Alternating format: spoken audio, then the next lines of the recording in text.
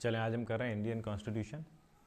पहले थोड़ा सा अपन इसमें ये जान लेना जरूरी कि इसको हम बहुत लाइटली करेंगे, बेसिकली इसकी हिस्ट्री वगैरह, क्योंकि हम कर रहे हैं एमपी सिविल जज के लिए। एमपी सिविल जज में वैसे ही 5 नंबर का है, तो हमें इसको ज़्यादा डीपली करने की ज़रूरत है नहीं, तो बहुत लाइटली करेंगे। थोड़ी सी हम हिस्ट्री पर चर्चा करेंगे। वैसे हिस्ट्री अब ये लोग ज़्यादा पूछते नहीं, लेकिन थोड़ी बहुत 5-10 मिनट की अपन इस पर चर्चा करेंगे, फिर हम इसके प्रोविजंस पर आ जाएंगे। बेसिकली जब अंग्रेज भारत में आए थे तो हमारे पास कोई कानून था ही नहीं। हमारे पास तो एक ही बाहुबली की तरह था, मेरा वचन ही है शासन। तो जो जिस वक्त का जो राजा है वो जो कुछ बोल देता था वही शासन होता था, वही लॉ होता था। ठीक है ना, जो राजा ने बोला वही लॉ है। लेकिन हमारे यहाँ 1600 ईस्वी में ईस्ट इंडिया कंपनी से लॉ, मतलब कॉन्स्टिट्यूशन आने की, लॉ बनने की प्रोसीडिंग लगभग चालू हुई, जिसके तहत, और ईस्ट इंडिया कंपनी तो व्यापार करने आई थी, लेकिन जैसे अभी हमने हिस्ट्री में चर्चा की थी, हमारे यहाँ एक बक्सर का युद्ध हुआ था। कौन सा युद्ध? बक्सर का युद्ध। बक्सर का युद्ध बंगाल में हुआ था, मीर कासिम और अंग्रेजों के बीच में।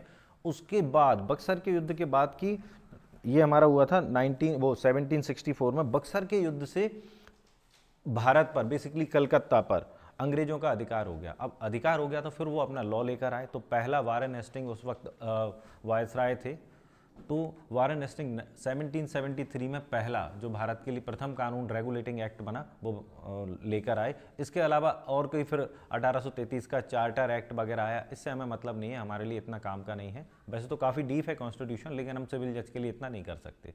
ये जीएस में भी आ सकता है, इसलिए बता देना जरूरी है। बक्सर के युद्ध के बाद अंग्रेजों का अधिकार हुआ भारत पर, बेसिकली कलकत्ता पर। तो यहाँ पर वारेन हेस्टिंग एक पहला रेगुलेटिंग एक्ट 1773 का लेकर आए। ठीक है, वो हमारा पहला कानून था, भारत में लागू होने वाला पहला कानून। इसके बाद 1833 का चार्टर आया और फिर चार्टर आते गए।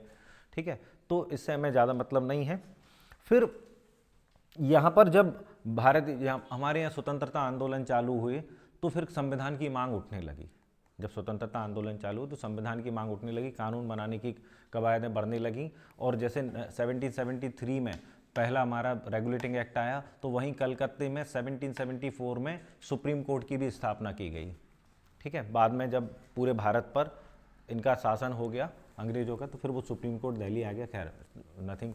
तो यहाँ पर हमें ये देखना है कि उसके बाद हमारे पास 3 भारत शासन अधिनियम आए, और भी बहुत सारे 1833 के, 1833 के चार्टर एक्ट के बाद भी बहुत सारे लॉ आए। लेकिन हमारे जो 3 मैन हैं जो जीएस में भी पूछे जा सकते हैं, वो है, पहला है मार्लियामेंटो सुधार, भारत शासन अधिनियम 1909, सॉरी 1905 में तो बंगाल विभाजन हुआ, 1909 में आया था मार्लियामेंटो सुधार।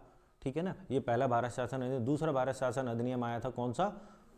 1919 में, मॉन्टेग्यू चैम्सफोर्ड सुधार। फिर आया था तीसरा भारत शासन अधिनियम, आया था 1935 में। ठीक है ना, लेकिन ये जो दूसरा भारत शासन अधिनियम था और तीसरा भारत शासन अधिनियम था 1919 और 1935 के बीच में, इसमें संविधान बनाने के लिए बहुत सारी चीज़ें हुई। सबसे पहले तो महात्मा गांधी ने कह दिया था कि भारत का संविधान 1922 में महात्मा गांधी ने कहा कि भारत का संविधान भारत की इच्छा के अनुसार ही होगा। एक्चुअल में ये सब क्यों हुआ?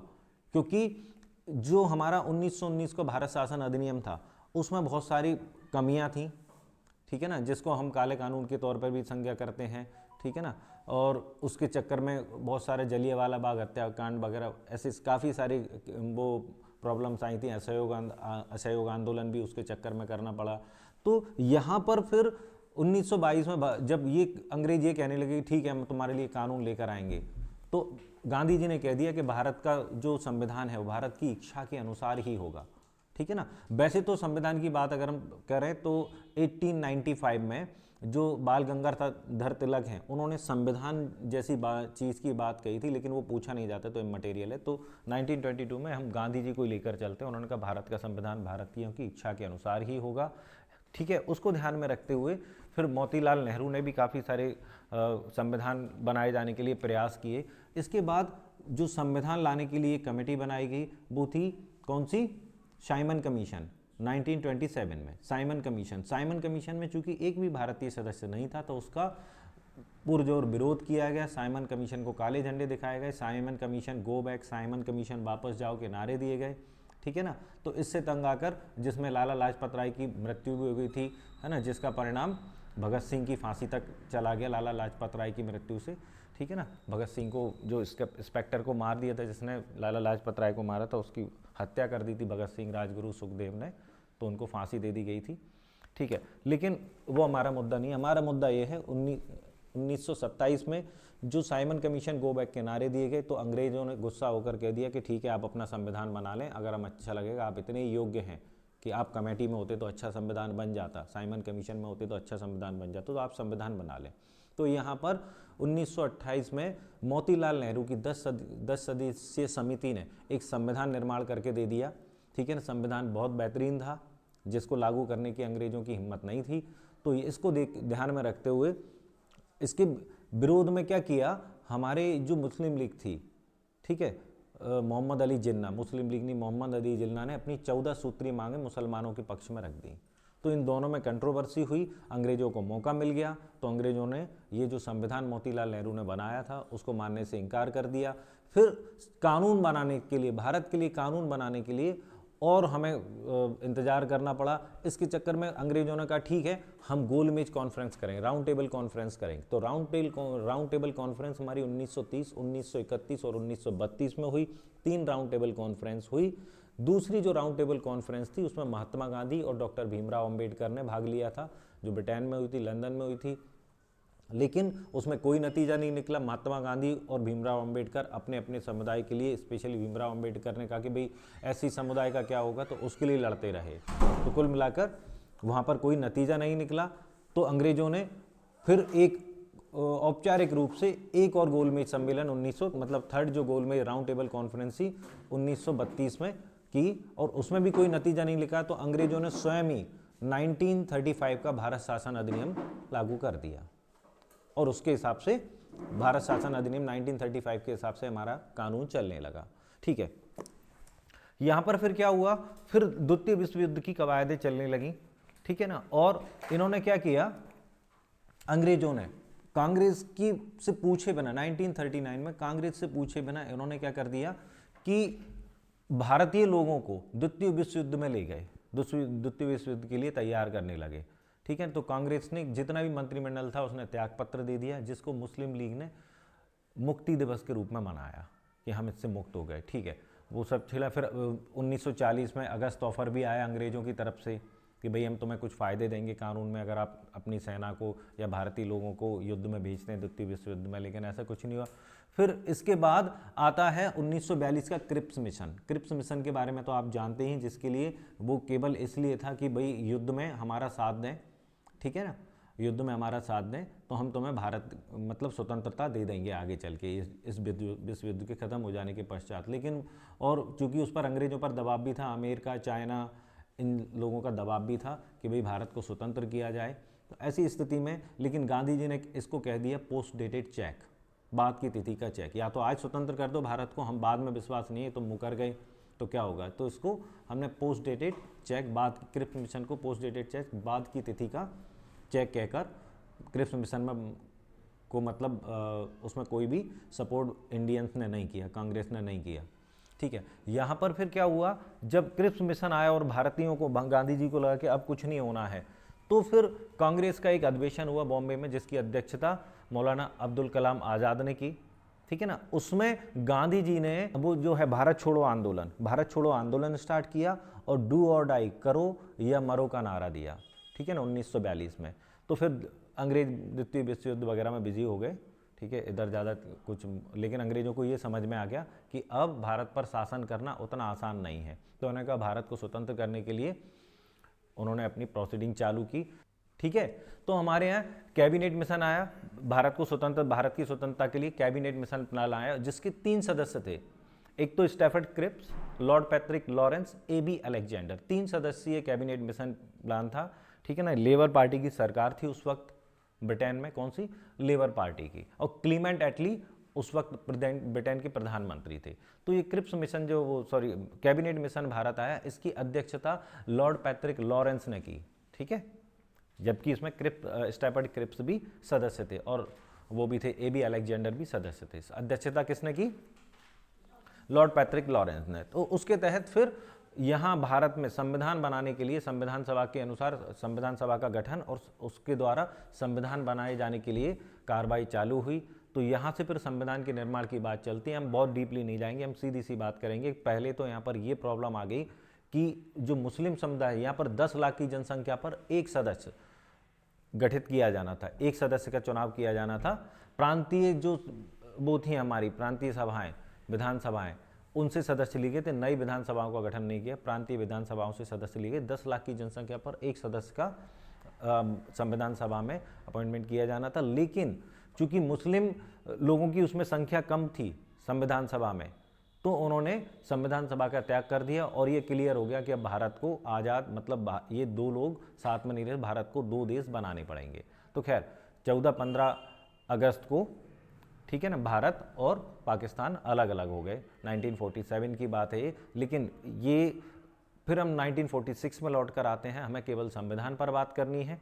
तो कुल मिलाकर कैबिनेट मिशन प्लान के तहत भारत में संविधान सभा का गठन किया गया, ठीक है ना। संविधान सभा के जो अध्यक्ष थे और संविधान सभा के लिए अंतरिम जो इंटरिम मंत्री परिषद थी, है ना, उसका भी गठन किया गया, ठीक है, जिसके अध्यक्ष वो थे जवाहरलाल नेहरू, ठीक है। यहाँ पर बात आती है, फिर हम इस पर आ जाते हैं संविधान सभा। तो संविधान सभा का गठन हुआ। संविधान सभा में जो प्रथम अध्यक्षता की गई वो डॉक्टर सच्चिदानंद सिन्हा ने की गई। संविधान सभा के प्रथम अध्यक्ष थे। 9 दिसंबर 1947 को संविधान सभा की अध्यक्षता किसने की? डॉक्टर सच्चिदानंद सिन्हा ने।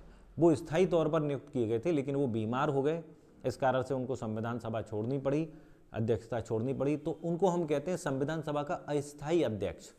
ऐसा नहीं कि अस्थायी तौर पर नियुक्त किए गए थे। इसके बाद दूसरे दिन, मतलब 2 दिन बाद 11 दिसंबर 1946 को डॉक्टर राजेंद्र प्रसाद को संविधान सभा का प्रथम स्थायी अध्यक्ष बनाया गया। वैसे तो प्रथम अध्यक्ष कौन से थे? सच्चिदानंद सिन्हा, है ना, वो दूसरे थे, लेकिन प्रथम स्थायी अध्यक्ष कौन से थे? डॉक्टर राजेंद्र प्रसाद, जो कि संविधान निर्माण होने के बाद हमारे प्रथम राष्ट्रपति प्रेसिडेंट भी बने, ठीक है, डॉक्टर राजेंद्र प्रसाद। तो यहाँ पर उनको अध्यक्ष बनाया गया। फिर उनकी अध्यक्षता में संविधान सभा चली। संविधान सभा की कुछ विशेष हम बातें करेंगे। एक तो संविधान सभा के जो संवैधानिक सलाहकार थे एडवोकेट वी.एन. राव थे, है ना। संवैधानिक सलाहकार कौन थे?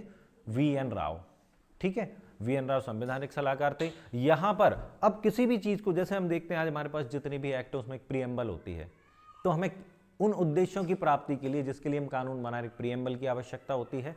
तो 13 दिसंबर 1946 को जवाहरलाल नेहरू ने एक उद्देश्य प्रस्ताव पारित किया कि भाई ये उद्देश्य है। उस पर इन्होंने 11 दिन व्यापक विचार विमर्श करके काफ़ी बहस की और फिर इन्होंने फिर क्या किया, 22 दिसंबर 1946 को उद्देश्य प्रस्ताव पास किया। तो उस दिन हमारे पास एक प्रीएम्बल थी, ठीक है ना। प्रीएम्बल की चर्चा अपन थोड़ी देर से करते हैं। एक प्रीएम्बल थी, प्रीएम्बल में जो उद्देश्य प्राप्त करने थे उसके अनुसार हमारे कानून का निर्माण करना चालू किया, ठीक है ना। इसके लिए इन्हें जरूरत थी, कानून तो हमारे पास पहले ही से बहुत था, लगभग 200 आर्टिकल तो हमने 1935 के जो भारत शासन अधिनियम था उसी से लिए, दुनिया जहान के कानून से हम परिचित हो चुके थे, है ना, क्योंकि हम अंग्रेजों से परिचित थे तो हम पूरी दुनिया से परिचित थे। तो जितने भी कानून थे, ब्रिटिश लॉ, अमेरिकन लॉ, है ना, जितने भी लॉज थे, जापानी लॉ, जापान तो हमारे वही पहुंच गए थे, क्या नाम है उनका, सुभाष चंद्र बोस। तो इस तरीके से सिंगापुर, मतलब जापानी के कांटेक्ट में आ ही गए थे वो। तो काफ़ी सारे लॉ हमें पता थे। तो सबको मिलाकर इन्होंने एक कानून डॉक्टर भीमराव अंबेडकर की झोली में डाल दिया, ठीक है। एक प्रारूप समिति, ड्राफ्ट कमेटी का गठन किया गया। 7 सदस्यीय कमेटी थी प्रारूप समिति। कितने? 7 इसमें मेंबर्स थे, जिसके अध्यक्ष डॉक्टर भीमराव अंबेडकर थे। उन्होंने उसका कोडिफिकेशन किया, है ना। उन्होंने क्या किया, जितने भी कानून उनको दिए गए थे कि भाई ये कानून हम तुम्हें दे रहे हैं और भारत की हमारी ऑब्जेक्ट ये हमने दिया है, उद्देश्य का प्रीएम्बल ऑब्जेक्ट जो है उसके अनुसार इसको कोडिंग कर दो कि कौन सा प्रोविजन कहाँ होना चाहिए या नहीं होना चाहिए, कौन से संशोधन होने चाहिए। तो उन्होंने फिर कुछ समय के बाद अपनी रिपोर्ट दी, ठीक है ना। रिपोर्ट के अनुसार उन्होंने जो प्रारूप समिति ने अपनी रिपोर्ट दी, वही हमारा संविधान है। इसीलिए हम डॉक्टर भीमराव अंबेडकर को फादर ऑफ इंडियन कॉन्स्टिट्यूशन बोलते हैं, ठीक है ना।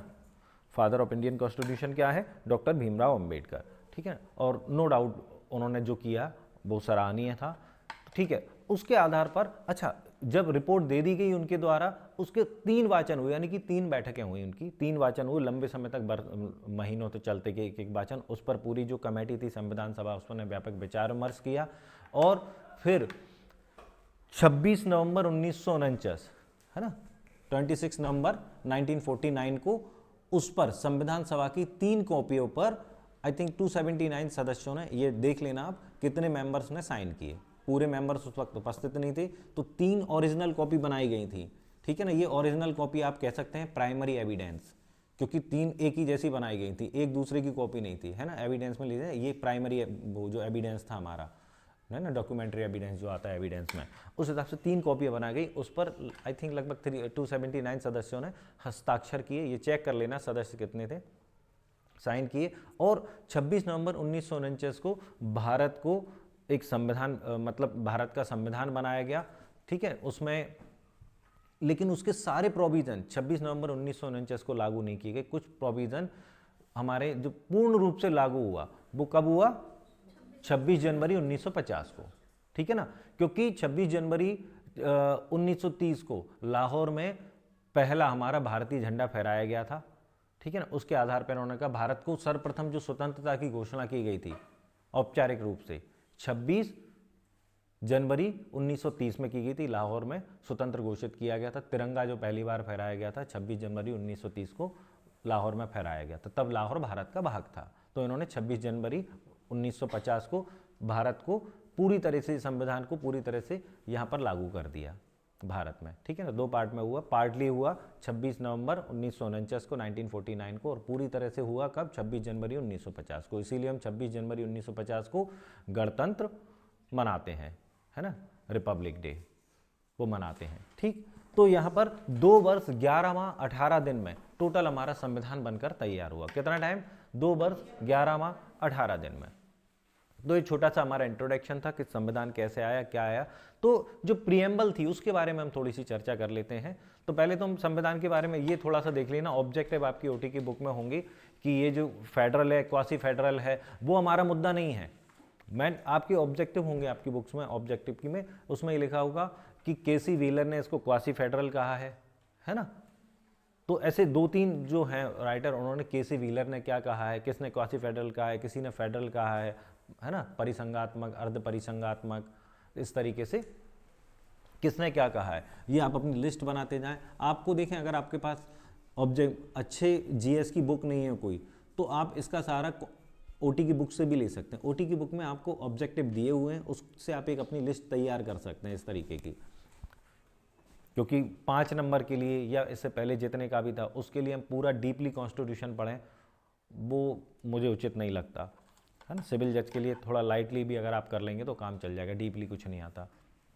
चलें, तो यहाँ पर हमारा संविधान बनकर तैयार हो गया, ठीक है। इसमें एक प्रीएम्बल थी। तो सबसे पहले तो हम प्रीएम्बल तो हम बाद में करते हैं, पहले प्रीएम्बल से रिलेटेड कुछ केस आते हैं, कुछ प्रॉब्लम्स आती हैं। 2 प्रकार की प्रॉब्लम्स हमारे साथ में प्रीएम्बल से रिलेटेड आएगी। पहला प्रश्न तो ये उठता है कि प्रीएम्बल कॉन्स्टिट्यूशन का पार्ट है या नहीं। दूसरा प्रश्न ये उठता है कि क्या उसमें संशोधन किए जा सकते हैं, ठीक है। तो प्रीएम्बल में एंड्रू बेरीबरी का मामला आया सबसे पहले, जिसमें कहा प्रीएम्बल केवल उन उद्देश्यों को बताती है जिसके लिए संविधान का निर्माण हुआ है। जब इस बात में कोई डिस्प्यूट पैदा होगा कि कौन से उद्देश्य की प्राप्ति हमें करनी है प्रीएम्बल से, तब हम प्रीएम्बल को देखेंगे, अन्यथा प्रीएम्बल संविधान का भाग नहीं है। क्लियर।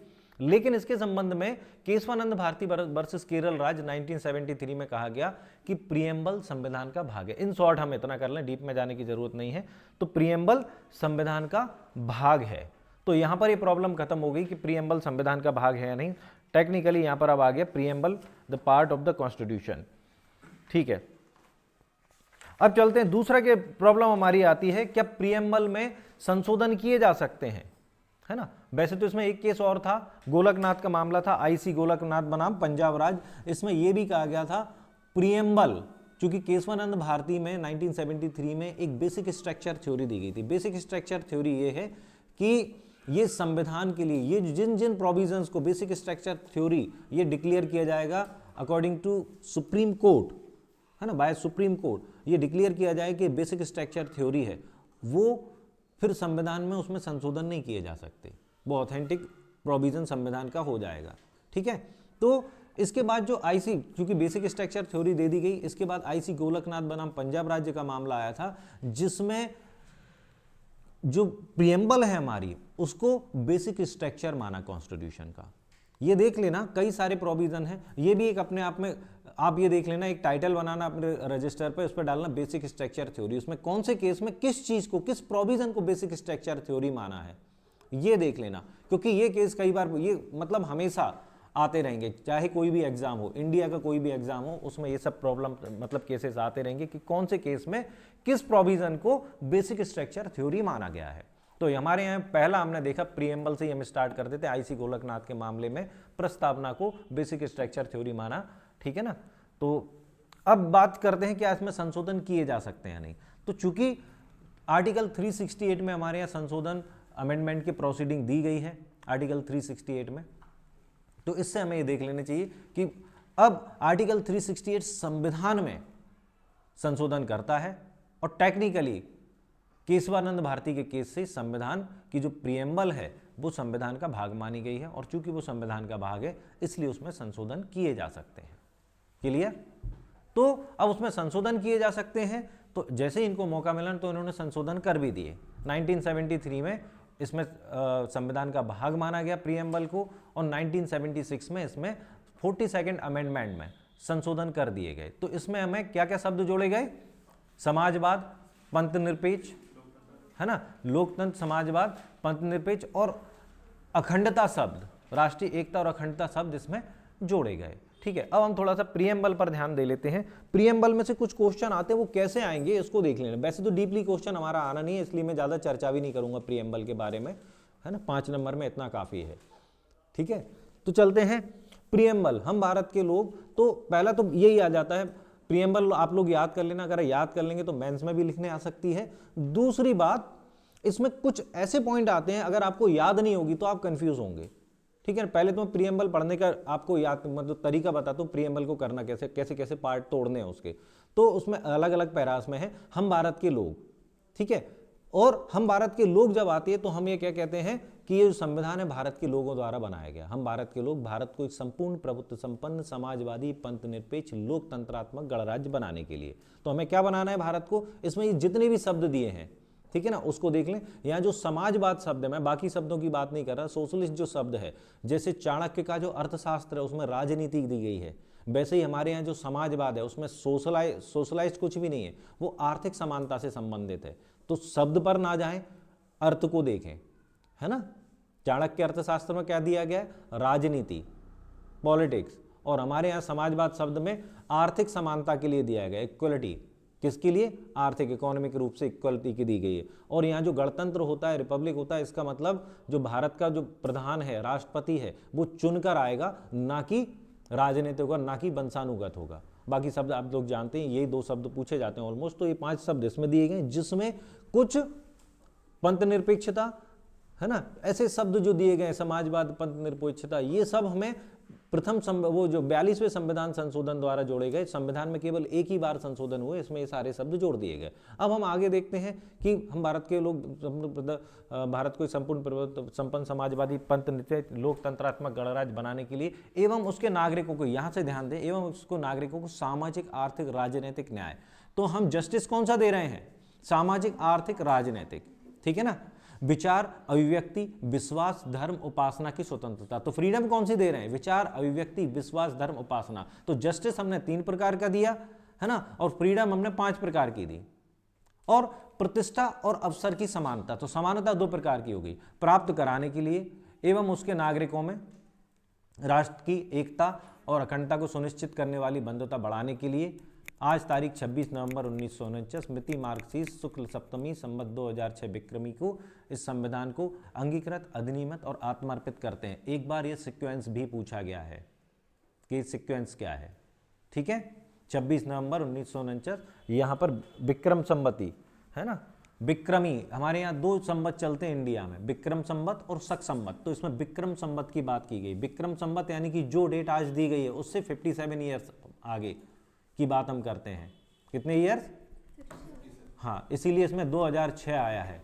अगर आप 1949 से जोड़ेंगे तो 57 ईयर्स है 2006 तक, है ना। और शक संवत में होता है 76 ईयर्स। तो अगर कहीं शक संवत लिखा है तो जो डेट दी गई है उससे 76 ईयर आगे की बात करें, ठीक है। चले, तो इस तरीके से हमारी ये संविधान की प्रस्तावना बनी।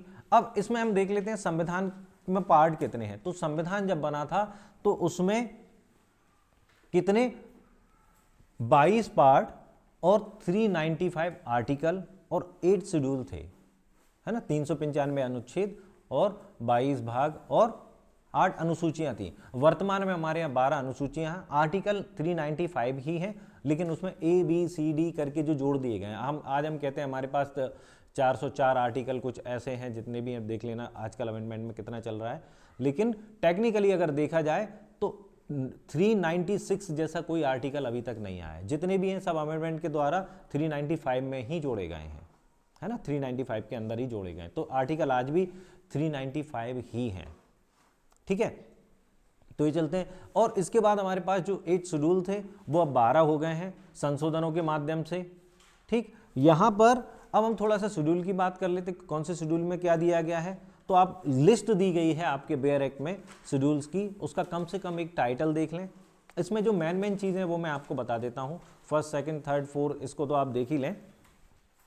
चलें एक बार चर्चा कर लेते हैं बेयर एक्ट में कौन से शेड्यूल में क्या दिया गया। टाइटल वाइज देख लें, ज्यादा डीपली जाने की जरूरत नहीं है शेड्यूल को।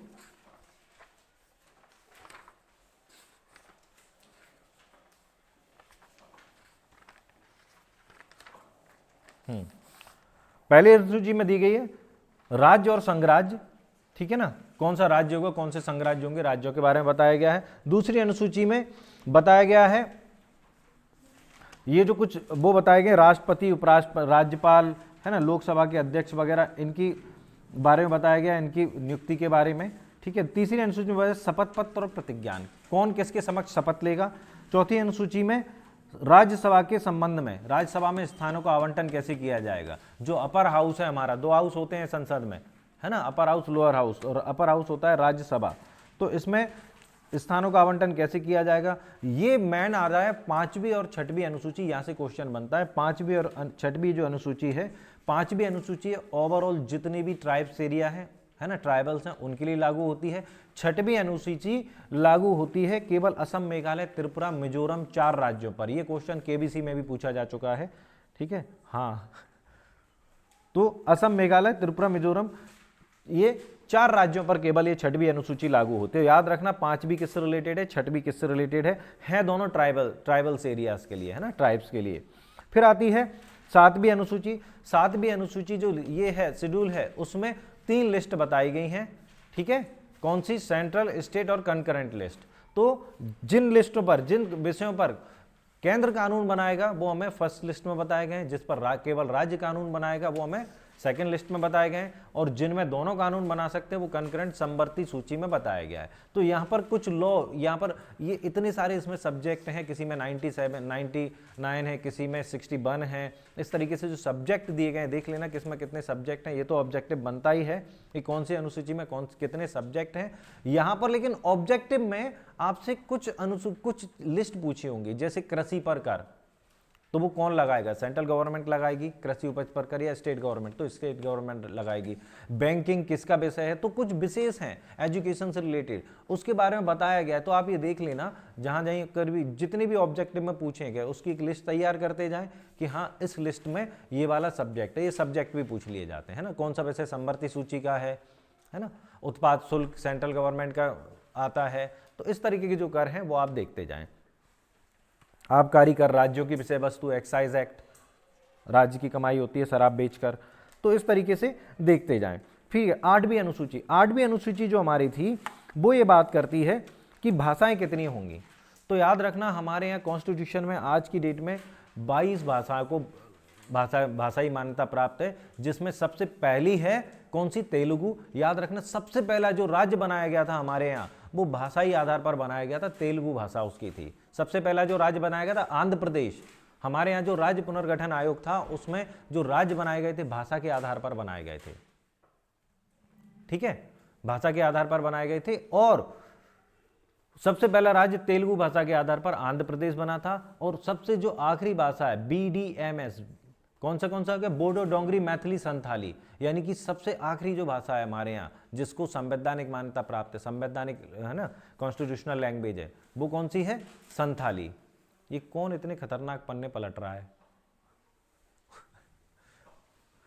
ठीक है, तो वो संथाली भाषा है। तो इस तरीके से आप देख लें 22 लैंग्वेज हैं इसमें, अब हमारे पास 8 जो शेड्यूल थे वो तो कब आ गए थे, जब मूल संविधान बना था। इसके बाद अब आ जाते हैं अगले शेड्यूल, कुछ अधिनियमों नियमों की विधिमान्यकरण। एक्चुअल में संपत्ति से रिलेटेड या कुछ और हैं, ये एक कानून बनाया गया जो हमारे यहाँ वो डेवलपमेंट वगैरह चालू हुआ तो बड़ी प्रॉब्लम्स आ रही थी कि भाई लोग अपनी ज़मीन देने के लिए तैयार नहीं थे, उनको उन्होंने कॉन्स्टिट्यूशनल राइट मान लिया था, तो उन्होंने संपत्ति का अधिकार फिर वहाँ से हटा दिया फंडामेंटल राइट से और उसको एक लीगल राइट, वैधानिक अधिकार आर्टिकल 300A में करके उसको जोड़ दिया। ठीक है, तो इस तरीके से एक 9वीं अनुसूची बनाएगी जिसमें जो विषय डाल दिया जाएगा तो उसमें संशोधन करने की अनुमति नहीं होगी। लेकिन हाँ, इसमें फिर जो केशवानंद भारती वर्सेस केरल राज्य का केस आया तो उन्होंने कहा कि 1973 का जो केस था उसमें उन्होंने कहा 1974 की एक डेट थी, शायद 24 कुछ थी, 24 नवंबर जो भी थी, उससे उन्होंने कहा कि इससे पहले के जो आर्टिकल या प्रोविजन इस लिस्ट में जोड़े गए हैं, इस शेड्यूल में जोड़े गए हैं, उनमें संशोधन नहीं किया जाएगा, लेकिन इसके बाद जो जोड़े जाएंगे उनमें संशोधन किया जा सकता है। तो इस तरीके से 9वीं अनुसूची जोड़ी गई प्रथम संविधान संशोधन द्वारा। ठीक है ना। इसके बाद दल बदल संबंधी परिवर्तन किया गया, दल बदल संबंधी 10वीं अनुसूची 1985 में जोड़ी गई। फिर इसके बाद पंचायती राज्य की स्थापना की गई थी, ये 11वीं अनुसूची थी। ये कब जोड़ी गई थी? 1973 में, वो 73वां संविधान संशोधन 1993 में। ठीक है, कुछ किताबों में इसमें बेसिक 1992 भी दिया होगा और जो हमारी लास्ट 12वीं अनुसूची है उसके संबंध में 1993 दिया होगा, है ना। लेकिन ये दोनों ही अप्लाई कब हुई? 1993 में। तो दोनों ही ऑब्जेक्टिव अपने आप सही है, जिस तरीके का आ जाए देख लेना। तो 11वीं और 12वीं अनुसूची 1993 में जोड़ी गई। 73rd कॉन्स्टिट्यूशनल अमेंडमेंट और 74th कॉन्स्टिट्यूशनल अमेंडमेंट, है ना, नगर पालिका से संबंधित किस में आ गए प्रोविजन? 12वीं अनुसूची में। तो ये हमारी कॉन्स्टिट्यूशन, हमने प्रीएम्बल की बात कर ली और हमने बात कर ली किसकी? जितने भी शेड्यूल थे। ठीक है, कैसे कैसे कौन से आए, 4 संशोधन के माध्यम से जोड़े गए थे। तो ये हमारे कॉन्स्टिट्यूशन कुछ, हमें इतना तो कम से कम कर लेना चाहिए, भले ही 5 नंबर का है। अब हम कॉन्स्टिट्यूशन को पढ़ना स्टार्ट करते हैं। ठीक है, तो कॉन्स्टिट्यूशन में हमारे 395 सेक्शन आर्टिकल हैं, इनको हम आर्टिकल बोलते हैं, सेक्शन नहीं बोलते हैं। ठीक है, तो पहला जो हमारा, यहाँ तक हमें फंडामेंटल राइट तक बहुत ज़्यादा डीपली जाने की ज़रूरत नहीं है। पहले आर्टिकल को इसलिए पढ़ लेना जरूरी है क्योंकि हमारा जो कॉन्स्टिट्यूशनल नाम है भारत का, वो क्या है? इसका नाम होगा भारत तथा इंडिया। नाम क्या है इसका? भारत का, भारत तथा इंडिया। ठीक है, जो राज्यों का संघ हो। अभी हो गया क्या? तो फिर क्यों हटा रही हो? जब हटेगा तब हटाएंगे। अंग्रेजों ने भारत दे दिया, लेकिन अंग्रेजों द्वारा दिया गया नाम पसंद नहीं है इनको। मेरी नज़र में अगर देखा जाए तो भारत का जो गठन किया गया वो केवल अंग्रेजों के द्वारा किया गया है, क्योंकि अंग्रेजों ने पूरे एक राज्य बनाया, उस पर शासन किया, उस पर अपनी सत्ता स्थापित की, वो पूरा भारतीयों को दे दिया। नहीं तो यहाँ तो हमारे यहाँ छोटे छोटे राज्य होते। ठीक है, लेकिन उनके द्वारा दिया गया नाम इनको पसंद नहीं, उसमें गुलामी नज़र आ रही है। पूरा कानून, सिस्टम, रेल, हवाई जहाज, पानी के जहाज सब उनसे ले लिए, नाम में गुलामी नज़र आ रही है। चलें, अब चलते हैं हम आगे। तो भारत का नाम क्या है? संघ का नाम भारत तथा इंडिया होगा। ये भारत का नहीं, बेसिकली संघ का नाम है भारत तथा इंडिया, और ये राज्यों का संघ होगा, यूनियन ऑफ इंडिया। ठीक है, केस, जो भी केस वगैरह होते हैं उसमें भी ये लिखते हैं हम भारत संघ। अभी हमने सीपीसी पढ़ा था, उसमें क्या बताया था कि अगर भी उसके नाम से केस लाना है केंद्र सरकार के, तो हम क्या करेंगे? भारत संघ। ऐसा ही हमें आर्टिकल 300 में भी दिया गया है कॉन्स्टिट्यूशन में। तो ये भारत संघ है। चलें, इसमें हमें और डीपली नहीं जाना, हम छोड़ दें बाकी के सेक्शंस, कोई मतलब नहीं है इनका। हम सीधे आ जाते हैं पार्ट 2, सिटीजनशिप पर, नागरिकता। तो इसमें कुछ मेन प्रोविजन हम कर लेते हैं नागरिकता में। कुछ मेन प्रोविजन हम देख लें इसमें।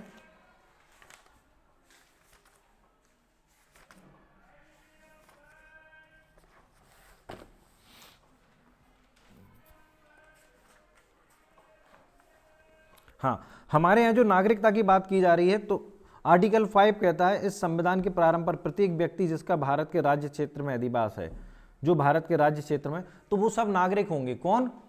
जो स्वतंत्रता से पहले भारत में जन्मा है, या उसके माता पिता भारत में जन्मे थे, कोई भी ऐसा व्यक्ति है ना जिसके माता पिता या जो प्रारंभ से यानी कि भारत के स्वतंत्र होने से कम 5 वर्ष तक भारत के राज्य क्षेत्र में मामूली तौर पर निवासी रहा है, भारत का नागरिक होगा। इन्होंने कहा वो कोई भी हो, अगर कोई ब्रिटिश व्यक्ति भी है, वो अगर भारत का नागरिक बनना चाहता है तो वो ये बता दे कि हम भारत का स्वतंत्र होने से 5 वर्ष पहले से भारत में रह रहे हैं। कई ब्रिटिश थे जो नहीं गए वापस, उन्होंने कहा भाई इंडिया अच्छा है, मज़ा आ रहा है, ठीक है। तो जो जन्मा हो या उसके पेरेंट्स जन्मे हो या 5 वर्ष से कम भारत में रहा हो 5 वर्ष पहले से, तो वो भारत का नागरिक होगा। आर्टिकल 6 छोड़ दें, कोई मतलब नहीं है, ठीक है। इसमें टाइटल वाइज ही देखें आप, आर्टिकल 9, विदेशी राज्य की नागरिकता स्वेच्छा से अर्जित करने वाला व्यक्ति नागरिक ना होगा।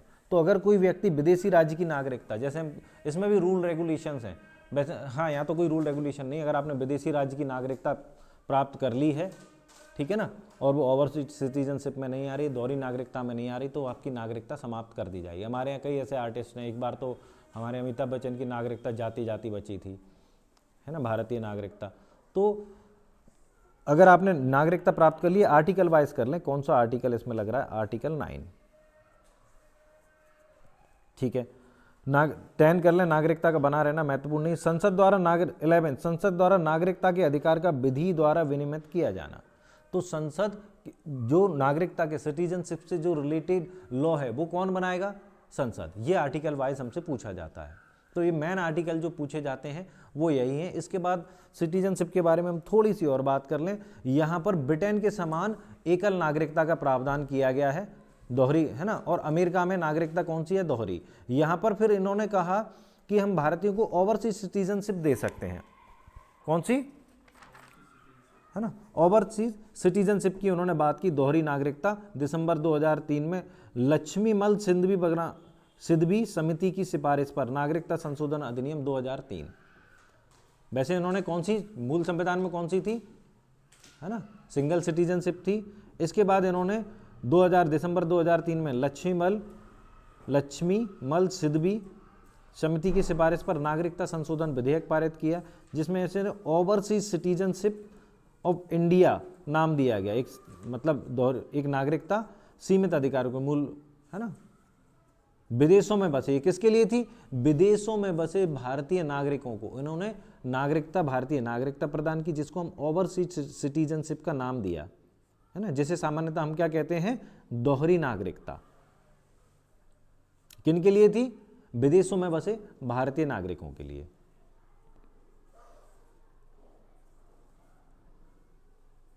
ठीक है, तो नागरिकता से रिलेटेड हमारा मैटर यहां पर खत्म हो जाता है। अब हम बात करते हैं फंडामेंटल राइट्स की। फंडामेंटल राइट्स की हिस्ट्री में भी हमें 2 मिनट जाना पड़ेगा।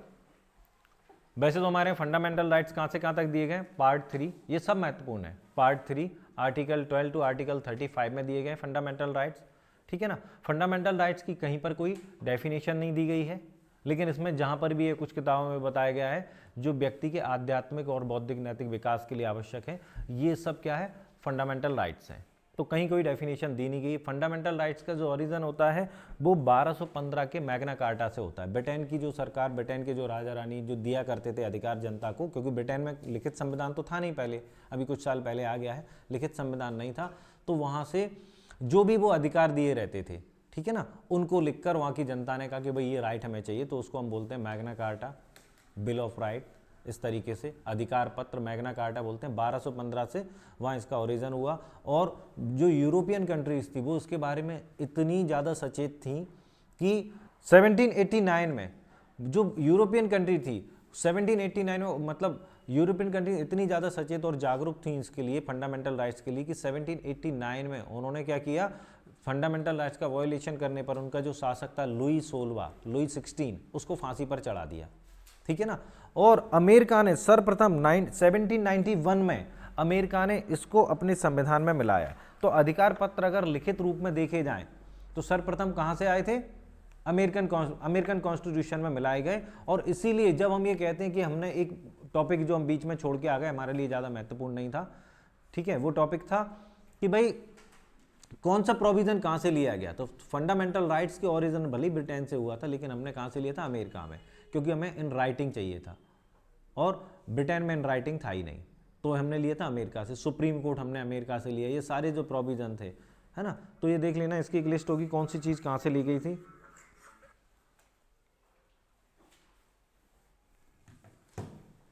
कौन सी चीज़ कहाँ से ली गई थी, ये भी एक ऑब्जेक्टिव बनता है, जिसमें आयरलैंड से लिया गया हमारे नीति निर्देशक तत्व, वो ज़्यादा है ना, डायरेक्टिव प्रिंसिपल ऑफ स्टेट, वो ज़्यादा पूछे जाते हैं, तो उतना करना। आयरलैंड के कॉन्स्टिट्यूशन से लिए गए थे।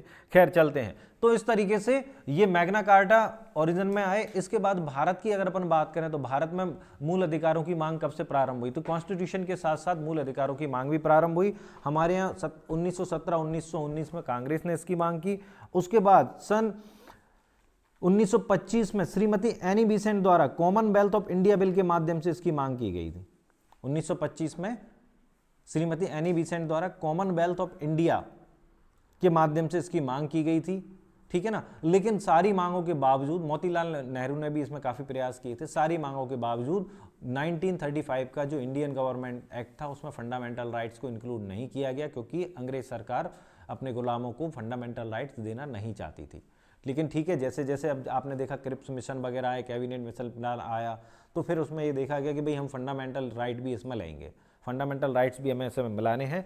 तो इसमें एक समिति बनाई गई थी सरदार वल्लभ भाई पटेल की अध्यक्षता में, उसको ध्यान ना दें, लेकिन उसकी एक उप समिति थी जो आचार्य JV कृपलानी की अध्यक्षता में बनाई गई थी। और आचार्य JV कृपलानी की अध्यक्षता में बनाई गई कमेटी की अनुशंसा रिपोर्ट के आधार पर इंडियन कॉन्स्टिट्यूशन में मूल संविधान में पार्ट 3 में फंडामेंटल राइट्स जोड़े गए, ठीक है। किसकी समिति की रिपोर्ट के आधार पर, आचार्य JV कृपलानी की। ये हो सकता है कॉन्स्टिट्यूशन में ना पूछा जाए, लेकिन ये GS में पूछा जा सकता है आपसे, ठीक है।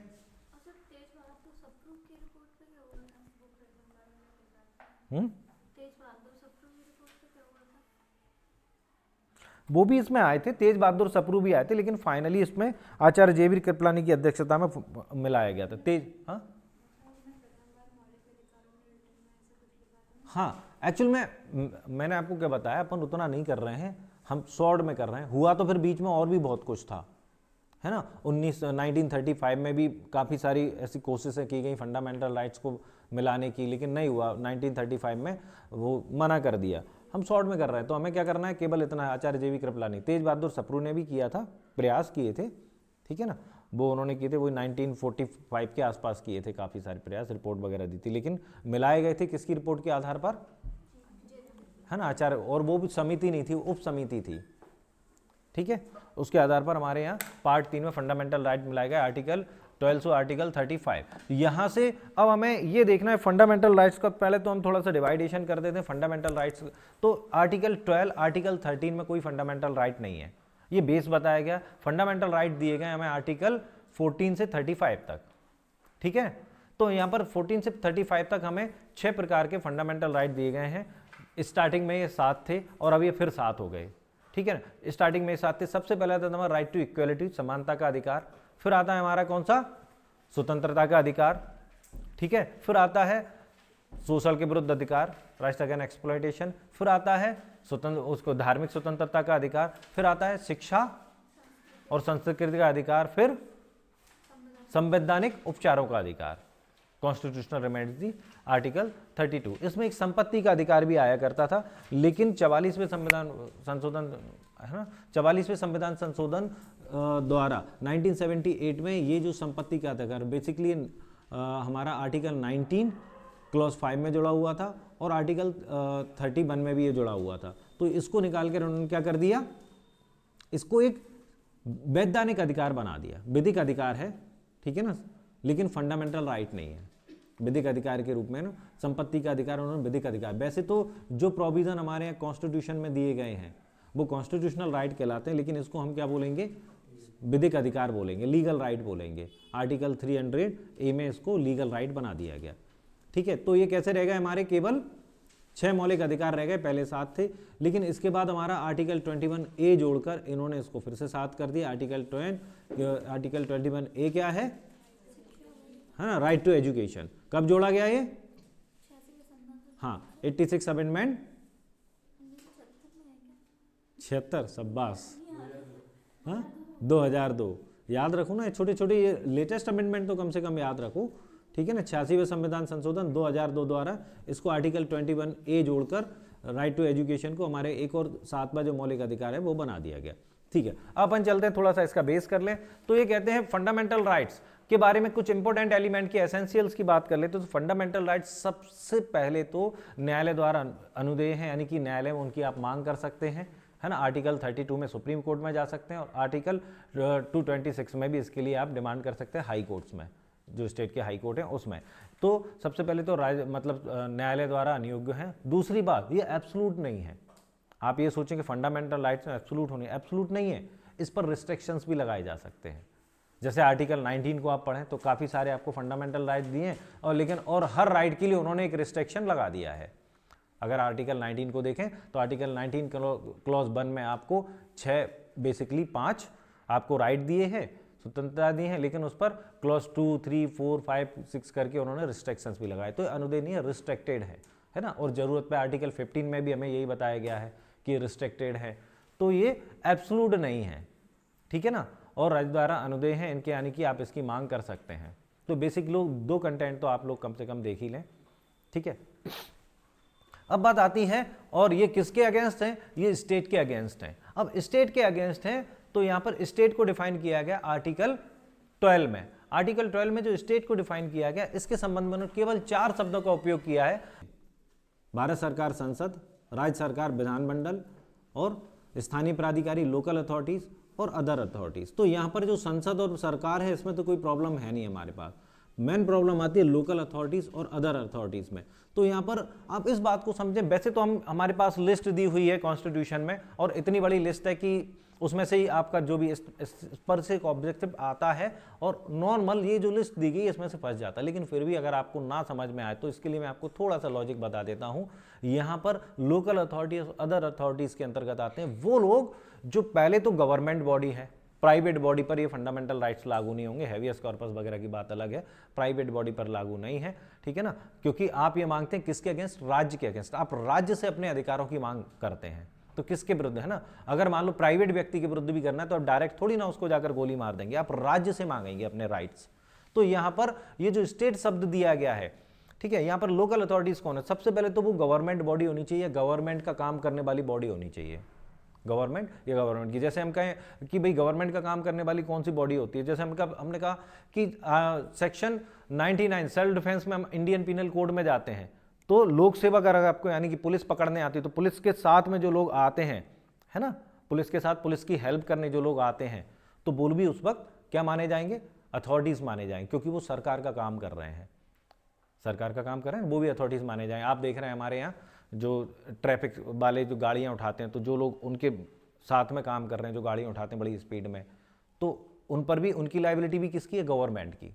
तो ऐसे हम देख रहे हैं कि जो गवर्नमेंट का काम कर रहे हैं, तो और ऐसा नहीं कि हर गवर्नमेंट बॉडी लोकल अथॉरिटीज है। गवर्नमेंट बॉडी जो आपके अधिकारों को डायरेक्ट प्रभावित करती है और उसके अगेंस्ट आप अपने अधिकारों की मांग करते हैं, इस प्रकार की गवर्नमेंट बॉडी, समझ रहे हैं या नहीं, इस प्रकार की गवर्नमेंट बॉडी जो आपके अधिकारों को डायरेक्ट प्रभावित करती है। जैसे हम कहें एनसीईआरटी, एनसीईआरटी भाई किताब लिखती है, आपके एनसीईआरटी किताबें हम अच्छी किताबें मानी जाती हैं, है ना, सीबीएसई बोर्ड की, लेकिन आप वो लोकल अथॉरिटी नहीं है। क्यों? क्योंकि आपको नहीं पता एनसीईआरटी क्या है, वो कहाँ बैठक करती है, क्या करती है, किस तरीके से काम करे। आप डायरेक्ट नहीं जुड़े हैं उसकी, दुकानों से किताब खरीदते हैं केवल, और कुछ भी करना है तो आप केवल संसद में बात करें, कैसे भी करें, आप डायरेक्ट नहीं जुड़े हैं, वो डायरेक्ट आपके अधिकारों को नहीं छीन रही है। तो ऐसी कोई भी चीज़ जो डायरेक्ट आपके अधिकारों को प्रभावित करती है वो लोकल अथॉरिटीज के अंतर्गत आएगी।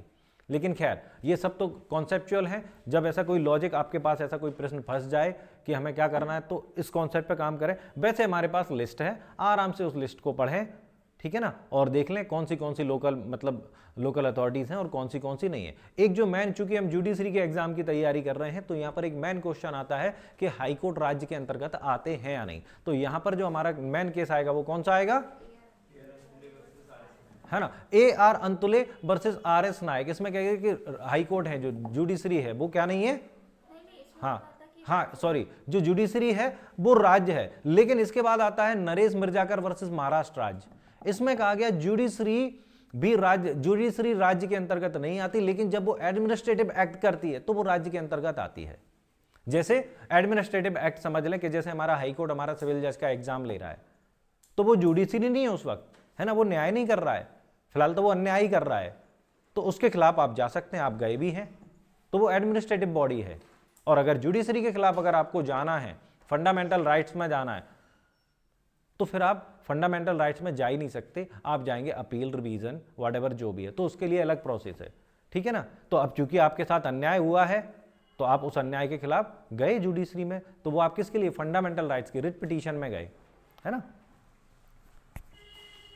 चले, तो वो जो प्रशासनिक बॉडी है, वैसे तो राज्य, वो न्यायालय राज्य शब्द के अंतर्गत नहीं आता, लेकिन जब वो अपने प्रशासनिक कृत्य करता है तब वो राज्य शब्द के अंतर्गत आता है, ठीक है, इतनी बात क्लियर है। तो इस तरीके से कई सारे होंगे, जैसे एनसीईआरटी है, और भी चीजें होंगी। एक यूनिवर्सिटी के संबंध में आता है, यूनिवर्सिटी अगर 90 या 95% ग्रांट अगर स्टेट से प्राप्त करती है ना, या गवर्नमेंट से प्राप्त करती है, तो फिर वो गवर्नमेंट बॉडी है। जैसे जीवाजी यूनिवर्सिटी प्राइवेट होने के बावजूद भी वो गवर्नमेंट से ग्रांट प्राप्त करती है, तो वो राज्य शब्द के अंतर्गत आती है। लेकिन जो प्राइवेट यूनिवर्सिटी है, जो गवर्नमेंट से किसी प्रकार का ग्रांट नहीं ले रही हैं, वो राज्य के अंतर्गत नहीं आती हैं। तो या तो राज्य की बॉडी या राज्य से ग्रांट प्राप्त करने वाली कोई भी बॉडी क्या कहलाएगी, राज्य, बेसिकली लोकल अथॉरिटी। और लोकल अथॉरिटी है तो वो क्या है, राज्य। तो यहाँ पर भी आपको मैं यही कहूँगा, इतना टाइम नहीं है क्रैश कोर्स में मैं आपको एक एक चीज़ बताऊँ कौन सी है। आप जितनी भी आपकी जो गाइड हैं या ऑब्जेक्टिव की बुक है या जो भी लॉ फाइटर वगैरह आप जो भी पढ़ते हैं, उसमें एक लिस्ट दी हुई है, जितना ज़्यादा याद कर सकते हैं कर लें। कॉन्सेप्ट सब में एक ही लागू होगा, कौन सा, डायरेक्ट सरकार से जो जुड़े हुए हैं, डायरेक्ट सरकार या सरकार की बॉडी जो है उसके द्वारा किए गए कृत्य राज्य हैं, ठीक है ना। तो आप ये केस आप अपने अधिकारों की मांग किससे करते हैं, राज्य से, ठीक है। अब हम आते हैं आर्टिकल 13 में। आर्टिकल 13 हमारा क्या कहता है,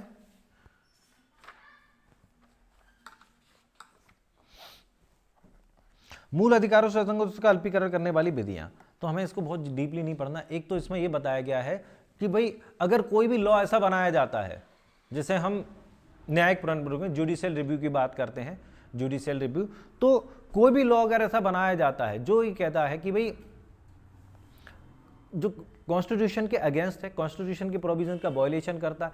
इवन जुडिशियल रिव्यू क्या है कि संसद द्वारा या राज्य के विधानमंडल द्वारा बनाया गया ऐसा कोई भी कानून जो मूल अधिकारों को छीनता है या कम करता है, या कॉन्स्टिट्यूशन के, इवन एक कॉन्स्टिट्यूशन किसी प्रोविजन के उनको छीनता या कम करता है, तो वो उस मात्रा तक शून्य है जितना वो उसको छीनता है या शून्य करता है। तो जितना वो कॉन्स्टिट्यूशन के प्रोविजन के अगेंस्ट है, फंडामेंटल राइट्स चैप्टर 3 के प्रोविजंस के अगेंस्ट है, उतना हम उसको क्या कर देंगे, वॉइड। ये वॉइड करने का काम किसका है, जुडिशियल रिव्यू, सुप्रीम कोर्ट।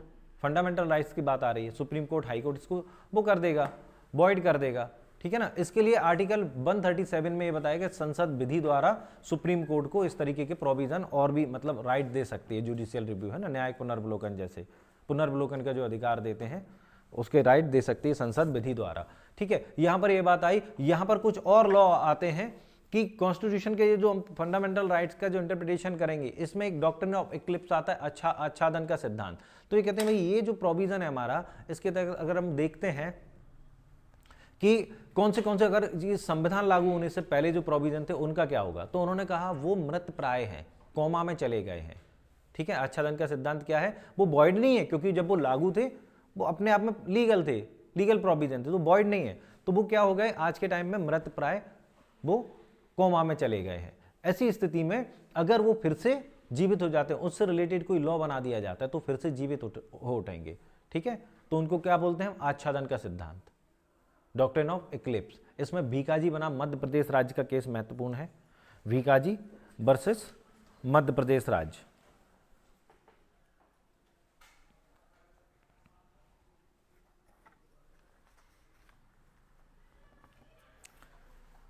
ठीक है, आच्छादन का सिद्धांत। और ये जो आच्छादन का ये जो सिद्धांत है, ये इसमें एक और आपके सामने प्रश्न आएगा,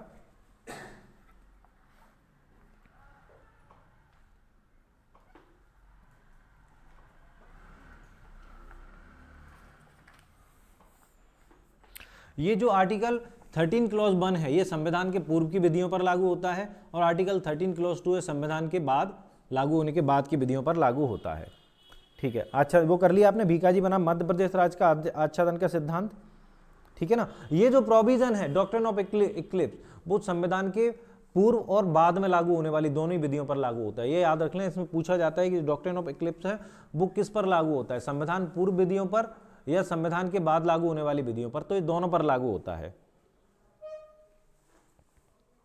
फिर आता है डॉक्ट्रिन ऑफ सेवरेबिलिटी, पृथक्करण का सिद्धांत। तो अभी हमने बात की थी जुडिशियल रिव्यू में, जुडिशियल रिव्यू में हमने बात की कि भाई जो संविधान के प्रोविजनों के अगेंस्ट है उतना हम हटा देंगे, उतना वॉइड है, पूरा का पूरा लॉ नहीं है, तो इसको हम सेपरेशन बोलते हैं। अगर कोई चीज़ हटाई जा सकती है तो हम उसको हटा देंगे जो संविधान के प्रोविजन के अगेंस्ट है, ठीक है। और भी इसमें कुछ प्रिंसिपल, यहाँ पर सबसे पहले तो एक और यही प्रोविजन आ जाएगा, इसमें कौन से प्रिंसिपल्स आते हैं, तो कौन से प्रोविजन आते हैं इसमें, डॉक्ट्रिन ऑफ इक्लिप्स है ना, नहीं जुडिशियल, हाँ आर्टिकल 13 में जुडिशियल रिव्यू भी आता है, सेपरेशन आता है, और इक्लिप्स तो कर लिया ना, सेवरेबिलिटी कर लिया, और वेइवर क्या होता है ना, त्याग का अधिकार, अधित्याग का अधिकार, डॉक्ट्रिन ऑफ वेइवर, कोई भी व्यक्ति अपने फंडामेंटल राइट्स को नहीं त्याग सकता। तो इस तरीके से हमारे पास तो आर्टिकल 13 में कौन से प्रिंसिपल आ गए, जुडिशियल रिव्यू है ना, जुडिशियल रिव्यू को L Chandra Kumar versus union of India में बेसिक स्ट्रक्चर थ्योरी माना गया है, ठीक है। डॉक्ट्रिन ऑफ वेइवर, अधित्याग, डॉक्ट्रिन ऑफ इक्लिप्स, आच्छादन का सिद्धांत, डॉक्ट्रिन ऑफ सेवरेबिलिटी, पृथक्करण का सिद्धांत। तो इस तरह के कुछ प्रिंसिपल्स आते हैं इसमें, ठीक है। इसमें हमें सब आर्टिकल 2 में कहा गया है कि बेसिकली 3A की बात कर रहे हैं अपन, विधि के अंतर्गत भारत के राज्य क्षेत्रों में विधि का बल रखने वाला कोई भी अध्यादेश, आदेश, उपविधि, नियम, विनियम, अधिसूचना, रूढ़ि, प्रथा, यानी जितनी भी प्रकार के लॉ होते हैं, चाहे वो बाय कस्टम हो है ना, चाहे वो उपनियम हो, रूल्स हो, लॉ हो, ऑर्डिनेंस हो, ठीक है, सब कुछ विधि के अंतर्गत आते हैं, सब कुछ लॉ है। इस पर क्वेश्चन पूछा जाता है कि लॉ के अंतर्गत क्या आता है, विधि के अंतर्गत क्या आता है, तो सब आता है, आपको ये रटना है और कुछ नहीं करना है। आर्टिकल 13 क्लॉज 3 में हमें ये बताया गया है। तो हम आर्टिकल 13 क्लॉज 3 के बारे में इतना ही करेंगे। अब सवाल ये उठता है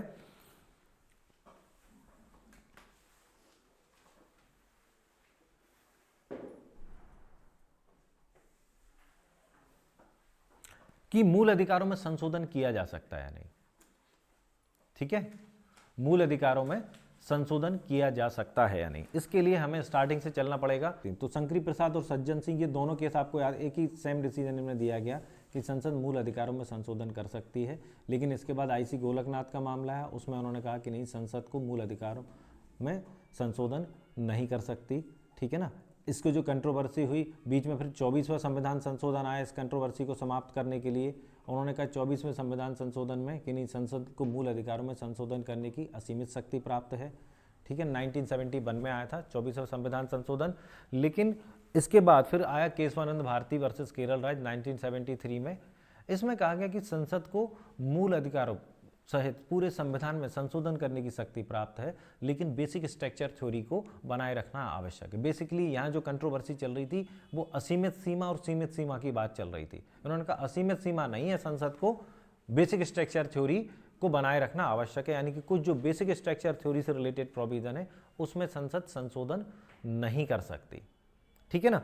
ये बात इनको नागवारा गुजरी, तो इन्होंने फिर क्या कर दिया, 42वें संविधान संशोधन में क्या किया कि इस प्रोविजन को इन्होंने समाप्त कर दिया, जो असीमित, उनने कहा संसद में कि नहीं, हमें असीमित सीमा प्राप्त है। लेकिन इसके बाद आता है case Minerva will versus Bharat संघ। इसमें उन्होंने जो केशवानंद भारती का जो ये जो केस था उसके जो डिसीजन था उसको लागू किया, और जो संशोधन था हमारा, इसमें जो प्रोविजन दिया गया था कि संसद को असीमित शक्ति प्राप्त है, उसको समाप्त कर दिया गया। तो सज्जन सिंह से, शंकर प्रसाद सज्जन सिंह से स्टार्ट होकर मिनर्वा मिल्स पर हमारी जो प्रॉब्लम वो खत्म हो जाती है कि संसद मूल अधिकारों में संशोधन कर सकती है या नहीं। तो ठीक है, तो ये बेसिक था हमारा कॉन्स्टिट्यूशन में जो फंडामेंटल राइट्स दिए गए उसके लिए बेसिक्स थे, आर्टिकल 12, आर्टिकल 13, ठीक है ना। अब राइट्स कौन से हैं इसके बारे में थोड़ी चर्चा कर लेते हैं। जैसे कि हम थोड़ी देर पहले बोले थे कि हमारे यहाँ स्टार्टिंग में 7 फंडामेंटल राइट्स थे, जिसमें से एक राइट टू प्रॉपर्टी हमारा लीगल राइट बना दिया गया, ठीक है ना। लेकिन अब उसके बाद एक और आर्टिकल हमारे यहाँ जोड़ दिया, आर्टिकल 21A। बेसिकली वो बेचा तो मतलब सॉरी आया तो स्वतंत्रता के अधिकारता के अंतर्गत ही है, लेकिन हम उसको अलग से बुक्स में लिखा है कि भाई एक सेपरेट राइट है। अब 7 फिर से हमारे के 7 फंडामेंटल राइट्स हो गए हैं। तो पहला जो राइट है हमारा राइट टू इक्वलिटी, है ना, समानता का अधिकार। यहाँ पर एक तो इसको पार्टली इसमें देखें कि कौन सा आर्टिकल कहाँ से कहाँ तक दिया गया है। पार्टली अगर अपन देखेंगे तो समानता का अधिकार हमें कहाँ से दिया गया है ना, आर्टिकल 14 टू आर्टिकल 18। यहाँ पर जब अपन फंडामेंटल राइट्स को पढ़ते तो एक बात पर विशेष ध्यान देना, जैसे इसमें क्या लिखा हुआ है, ये किसी पर्सन के लिए है या सिटीजन के लिए है, इस बात का विशेष तौर पर ध्यान रखना। अगर यहाँ व्यक्ति लिखा है तो फिर ये समझ लें कि भारत में होने वाला कोई भी व्यक्ति इस अधिकार को प्राप्त करेगा, यानी कि भारत के नागरिक और विदेशियों को भी ये राइट प्राप्त है ना। और कहीं ये लिखा रहता है कि भारत का नागरिक, सिटीजन, स्पष्ट रूप से शब्द का उपयोग होगा सिटीजन से। तो ये हमें देखना है कौन सा राइट किस किस को दिया गया है। कई बार इसी पर क्वेश्चन कर लिए जाते कौन सा राइट किसको दिया गया। जैसे आर्टिकल 14 सभी को प्राप्त है, लेकिन आर्टिकल 15, 16, है ना, ये ऐसे राइट हैं जो हर व्यक्ति को नहीं, केवल सिटीजन को प्राप्त है। आर्टिकल 29 इस तरीके के जो राइट हैं, ठीक है ना। आर्टिकल 21 सबको प्राप्त है, आर्टिकल 20, 22 ये सबको प्राप्त राइट हैं, है ना, ये केवल नागरिक की बात नहीं करते हैं। तो हमें ये जरूर ध्यान रखना है कि कौन सा आर्टिकल, कौन सा ये जो राइट है वो किस किस को प्राप्त है। यहाँ से ऑब्जेक्टिव बनता है, कई बार बन चुका है और इसमें हम गलती कर जाते, तो इसकी एक अलग से लिस्ट तैयार कर लें कि कौन से मतलब नागरिक को प्राप्त है और व्यक्तियों को प्राप्त है। तो पहला हमारा जो आर्टिकल है 14 से 18 में समान राइट टू इक्वलिटी में, वो किसको प्राप्त है, सभी नागरिकों को, है ना, पूरा समानता का अधिकार नहीं, केवल आर्टिकल 14। जैसे आर्टिकल 15 और 16 सभी व्यक्तियों को प्राप्त नहीं है ना, वो केवल सिटीजन्स को मिलता है। तो इस बात पर विशेष तौर पर ध्यान दें। अब हम बात करते हैं राइट टू इक्वलिटी। तो राइट टू इक्वलिटी, इसमें 2 शब्द लिए गए हैं आर्टिकल 14 में। समानता का अधिकार जो हमारा दिया गया है, समता का अधिकार, है ना, इसमें 2 शब्द दिए गए हैं, विधि के समक्ष समानता और विधियों का समान संरक्षण। बेसिकली यहाँ पर पहले तो हम ये देख लें, विधि के समक्ष समानता जो शब्द लिया गया है, प्रोफेसर ब्रिटेन के हैं प्रोफेसर डाइसी, है ना, उनकी एक बुक है रूल ऑफ लॉ, विधि का शासन, तो उसमें से ये शब्द लिया गया है विधि के समक्ष समानता। इसका अर्थ है, विधि के समक्ष समानता का अर्थ है कि विधि की दृष्टि में सभी लोग समान हैं, चाहे वो किसी भी जाति, किसी भी धर्म, किसी भी पद, है ना, किसी भी स्टेटस का व्यक्ति हो, वो विधि की दृष्टि में समान है और विधि सभी व्यक्तियों पर समान रूप से लागू करती है। लेकिन जैसे कि मैंने आपको एसेंशियल्स बताए थे फंडामेंटल राइट्स के, दे आर नॉट एब्सोल्यूट, ठीक है ना, वो रिस्ट्रिक्टेड है। तो ये जो समानता का अधिकार है वो भी रिस्ट्रिक्टेड है। यहाँ पर ये समानता के अधिकार का पहला रिस्ट्रिक्शन हम ये देख लेंगे आर्टिकल 15 क्लॉज 3 में, है ना, ये लिखने की जरूरत नहीं है, केवल समझने के लिए है। 15 क्लॉज 3 में एक्चुअल में उन्होंने कह दिया कि बालकों और बच्चों के लिए हम, स्त्री और बच्चों के लिए स्पेशल लॉ बना सकते हैं। फिर 15 क्लॉज 4 भी आ जाएगा। ऐसे हमारे आर्टिकल 16 में भी कुछ रिस्ट्रिक्शंस दिए हैं कि जहाँ जहाँ कुल मिलाकर रिस्ट्रिक्शंस वो सारे रिस्ट्रिक्शंस हैं जहाँ कहीं भी किसी व्यक्ति को विशेष छूट दी गई है ना, किसी व्यक्ति को, चाहे उसके जेंडर के ग्राउंड पर, है ना, चाहे उसके मूल वंश के ग्राउंड पर, किसी भी आधार पर, चाहे एज के ग्राउंड पर या फिर कास्ट के ग्राउंड पर, रिलीजन के ग्राउंड पर, कोई भी अगर विशेष छूट दी गई है तो वो हम ये कहेंगे आर्टिकल, ये जो विधि के समक्ष समानता है, इक्वलिटी बिफोर लॉ है, वो एब्सोल्यूट नहीं है, ठीक है ना, ये रिस्ट्रिक्टेड है। तो पहला तो हमने ये देखा कि विधि के शासन की अवधारणा, विधि के समक्ष समानता। विधि के समक्ष समानता क्या है, ब्रिटेन के प्रोफेसर डाइसी की विधि शासन की अवधारणा नामक बुक से ली गई है। इसके बाद आता है, इसमें 2 शब्दों का यूज किया गया आर्टिकल 14 में, विधियों का समान संरक्षण। तो यहाँ पर ये कहते हैं कि हमारे यहाँ भारत में क्या हर जगह ऐसी परिस्थितियाँ हैं कि सभी व्यक्तियों को समान संरक्षण नहीं दिया जा सकता। तो रिक्वायरमेंट के हिसाब से, पद के हिसाब से, जेंडर के हिसाब से, जैसी भी स्थिति हो, हम प्रोटेक्शन में अलग अलग कैटेगरी डिवाइड कर सकते हैं, ठीक है ना, कि इस व्यक्ति को इतना प्रोटेक्ट करेंगे, इस व्यक्ति को इतना प्रोटेक्ट करेंगे, जैसी जिसकी रिक्वायरमेंट हो। तो यहाँ संरक्षण की जब अपन बात करते हैं तो वो कुछ इस तरीके से आ जाती है। लेकिन ये जो संरक्षण, ये जो क्लासिफिकेशन है, ये भी उन्होंने वर्गों में बांट दिया कि भाई आप प्रधानमंत्री को अलग जेट सिक्योरिटी देंगे, आम आदमी को क्या सिक्योरिटी की जरूरत है, तो समान संरक्षण दे रहे हैं विधि के। लेकिन यहाँ पर यह भी कहा गया है कि ये जो क्लासिफिकेशन है वो बोधगम्य अंतरक पर निर्धारित होना चाहिए, यानी कि एक जैसी कैटेगरी के, एक जैसी कैटेगरी की जहाँ बात आएगी, कोई भी, चाहे वो पद के आधार पर हो, जेंडर के आधार पर हो, कास्ट के आधार पर, रिलीजन के आधार पर हो, उसमें फिर कोई वो नहीं किए जाएंगे भेदभाव, वहां पर जो आर्टिकल 14 का पहला क्लॉज है, विधि के समक्ष समानता, वो लागू हो जाएगी एक कैटेगरी के लोगों पर, फिर भेदभाव नहीं करोगे, है ना। तो ये दोनों एक साथ में चलते हैं, एक दूसरे के पूरक हैं। तो इस तरीके से हमें इसको विधि के समक्ष समानता को देखना है। इसके बाद हम ये कहते हैं कि भाई नैसर्गिक सिद्धांत, आपसे पूछे नेचुरल जस्टिस के सिद्धांत कहाँ आते हैं, ये पूछा जाता है, तो आर्टिकल 14 में कवर करते हैं नेचुरल जस्टिस के सिद्धांत। ठीक है, विधि के शासन में नेचुरल जस्टिस का सिद्धांत छुपा हुआ है। और यहां पर ये आता है कि ये बोधगम्य अंतर, ये जो क्लासिफिकेशन हम कर रहे हैं विधि के समान संरक्षण, उसमें जो क्लासिफिकेशन किया जा रहा है कि अलग अलग व्यक्ति को अलग अलग संरक्षण हम देंगे एक एक कैटेगरी के, है ना, तो ये बोधगम्य अंतरक पर आधारित होना चाहिए, ठीक है ना, और इंटेलेक्चुअल होने चाहिए। सीधी सी बात यह है, युक्त वर्गीकरण रीजनेबल जो क्लासिफिकेशन इंटेलेक्चुअल होना चाहिए। इसमें एक केस आया था ईपी रोयप्पा वर्सेस तमिलनाडु राज्य। इसमें कहा गया है कि ये जो क्लासिफिकेशन है वो रीजनेबल होना चाहिए, ये मनमाना नहीं होना चाहिए। क्लासिफिकेशन रीजनेबल होना चाहिए, मनमाना नहीं होना चाहिए। इसी से संबंधित केस है मेनका गांधी वर्सेस भारत संघ। इसी से रिलेटेड केस कौन सा है, Maneka Gandhi versus union of India. ये बोधगम्य अंतरक पर होना चाहिए, ये मनमाना पूर्ण नहीं होना चाहिए। क्लासिफिकेशन बेसिकली कहाँ आ गया, विधियों के समान संरक्षक पर, ठीक है, विधियों के समान संरक्षण पर क्लासिफिकेशन आ गया।